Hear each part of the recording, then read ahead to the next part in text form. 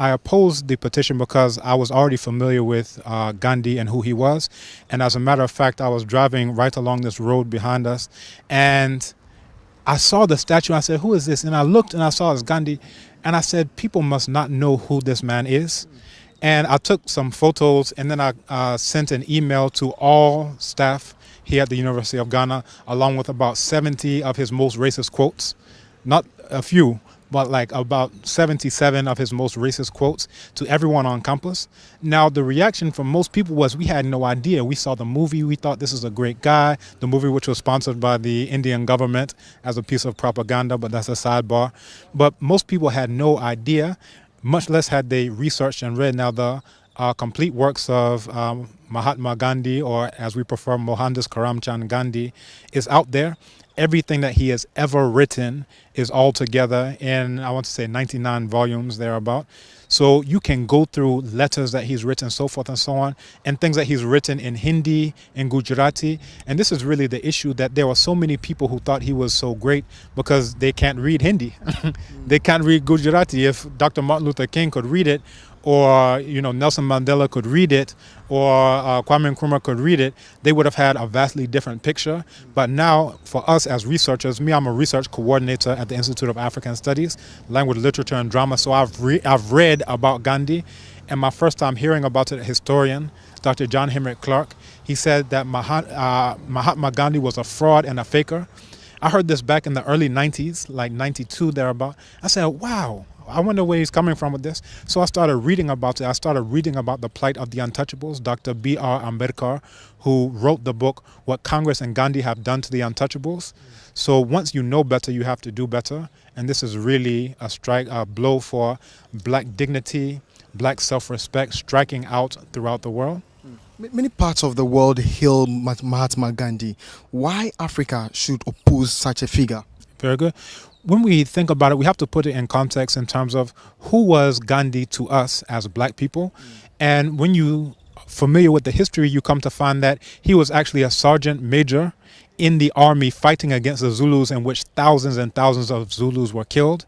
And he was also the one who really instituted what we could call institutional apartheid there in South Africa, because he was the one who clamored to make sure that the Indians could have a different office a different entrance into the post office and to the telegraph office there in Durban, South Africa. That he was someone who was a virulent racist. He agitated to get guns so that they could shoot all of the Kaffir blacks. But because the British didn't regard him as high enough as the British, even though he said that we're all coming from the same Indo-Aryan stock, they didn't give him guns.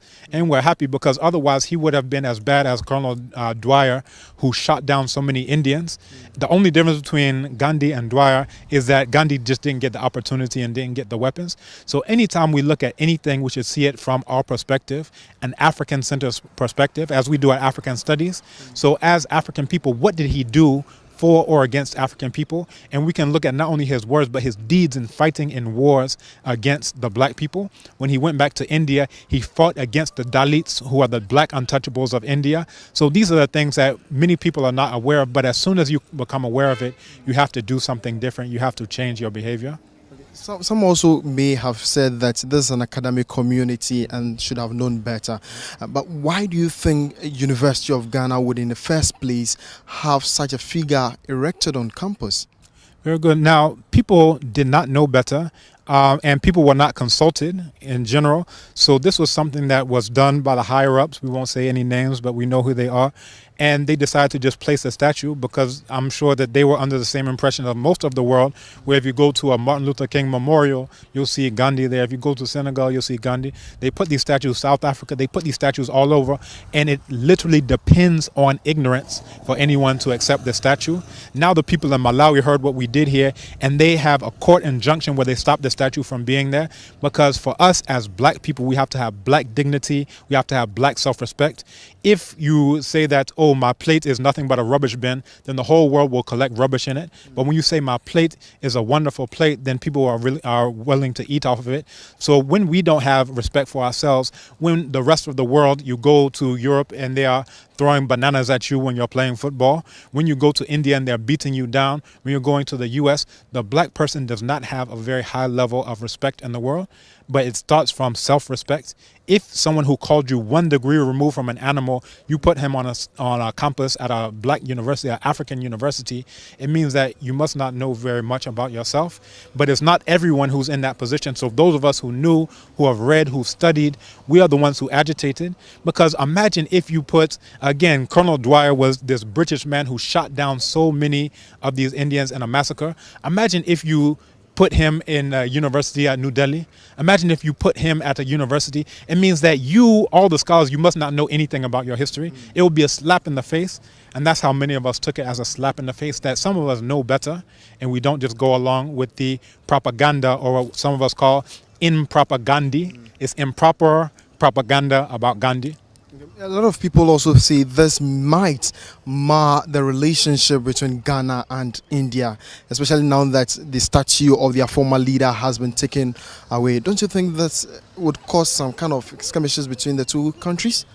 You know, actually, I just answered an email from someone in India, Colonel GB Singh, probably the world's foremost scholar on Gandhi. We have been in contact with Arundhati Roy, so many Indians who have been collaborating on this project and really have been part of the force that have helped to publicize it as well. Now, what this means is that you have in India, India is not as united as you may think. That you have castes, right? So you have the Brahmins, you have the Kshatriyas, you have the Vaishyas, you have the Shudras. So all of these are the castes that are part of Hinduism on the simple scale, because even in that you have subgroupings. So Gandhi himself was Banya, which is a subcaste of the Vaishyas. Now, even outside of that, you have the outcasts, you have the Dalits, you have the untouchables, the black untouchables of India. And these are the ones who are downtrodden. So the people of India, there are so many Indian groups, some who have even done videos that are up online supporting us in this, that there are some who have been downtrodden ever since these Indo-Aryans have been crushing them on the basis of they consider themselves to be white, and they know that the indigenous people there are black. And that's part of why when black students like yourself go there to study, they're beaten to death. A man in Congo was beaten to death in broad daylight in India. Why? Because they treat black Africans the same way they treat their indigenous black people there. You understand? And again, Dr. B.R. Ambedkar said that Gandhi was the worst enemy of the untouchable people. So I want you to put these things in perspective. So it's not all of India, it's these upper caste Hindus who have been impressing the black people there in India. So we should not get it marred. So if you have upper caste elites here who are connected to those upper caste white Indo-Aryans, we have to start now questioning these elites. What are you doing, you know, in that relationship with them? Because those of us who are on the ground, the people, we're connected to the black people there in India. We have solidarity with the black people there in India. Okay. So finally, is this the end to the hashtag Gandhi Must Fall movement, especially now that the Ministry of Foreign Affairs has taken over the statue of this individual we are talking about? As I mentioned, in Malawi, they're still fighting. And matter of fact, I got an email from someone from Malawi, Mkotama. He says, we will not relent, you know, congratulations, we will not relent, we will keep the fight. And I said, beautiful, that's all we can expect and all we can hope for. Again, truth has to reign. No matter how popular the lie is, even if a lie takes 1,000 years to go on a journey, in a single day, truth will catch up to it. And that's really what the story of Gandhi is all about. And I'm aware that the government of India has a program through soft power where they're trying to put these statues, they've commissioned this as a government to put these statues of Gandhi all around the world. And we can look at it as their proxy war with China for soft power. If you remember the border dispute that just happened last year, that China is very heavy in Africa, because everyone knows, except for Africans, that whosoever controls Africa controls the world. All of the coltan for your phone to work, the blood diamonds, the uranium that powers France, every single thing that you can imagine, whoever controls Africa controls the world. So we have to now look at this. India is the one who built Flagstaff House, which is now again Jubilee House. They said that they would give $200 million to make a new parliament building. So what they're saying is that we've bought your president and we've bought your parliament. This is what they're trying to tell us. And then I saw Nanado, who was standing there with a check for $1 million to renovate right after this Gandhi situation came in.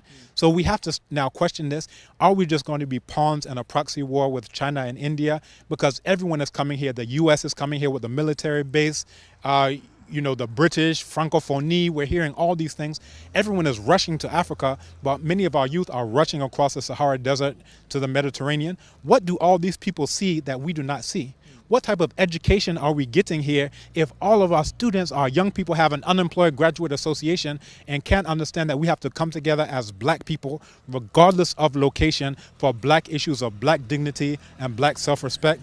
So I don't think it's done, because I know that they have many more statues there as they're trying to push in soft power, the Kumkum Baja, all of these things that we're seeing, the Confucius Institute from China. Everyone is trying to get a foothold here in Africa. So I don't think it's done. Not to even say if the ministry wants to erect this particular structure anywhere on the soil of Ghana, it's not necessary? That's a major concern. So people were asking me, even my colleague, Dr. Apia, who was at the School of Law, he says, have you heard where it's going? I said, no, I haven't heard, because they did, just the way they brought it under the cover of darkness, they didn't tell anyone that this is going on, a very small thing. The same way it left this morning and no one knew. I got a call from Radio Universe that says, oh, the thing is gone. Can you tell us your thoughts? I said, you're the one who's informing me. I didn't even know it's gone. So these are the things, if it comes up, this is why I would say a luta continua, because we don't know where Gandhi will rear his ugly head next. Okay. He will go all over as part of the soft power face of India. I'm grateful. But finally, I want you, pick your thoughts on how a security guard was put in here to, guard the statue. This is an excellent question. Now, on campus, things are not always peaceful. That we've had women who have been attacked on campus. It's not rampant, it's generally a peaceful place, but there were no security guards given to every single woman to protect her. These are real life African women, you understand? But meanwhile, an inanimate object, a statue, has 24/7 security. What does that tell you about what I was saying before about respect? How can anyone in the world respect someone who would do something like that? You don't value your own people, the black people who are the Africans, continental Africans, who are being beaten to death right there in India. Ministry of Foreign Affairs, we haven't heard anything from them about that to date. I check the news all the time. I've studied about India. I've read about the untouchables for decades now. You understand? But I haven't heard anything protesting either the plight of the Dalits, the black untouchables there, or about the African students who are getting beaten every single day because they're getting the same treatment that the indigenous black people are getting there. So I would just say, in short, if I can be short on this issue, I think it's a travesty. You understand that you have 24/7 security on an inanimate object. Meanwhile, the suffering of our black people there in India, there's no security for those African students who are beaten daily, stabbed to death. A man out of Congo who was beaten to death in broad daylight. We don't hear anything about it. Okay, I'm grateful, sir. Thank you, too.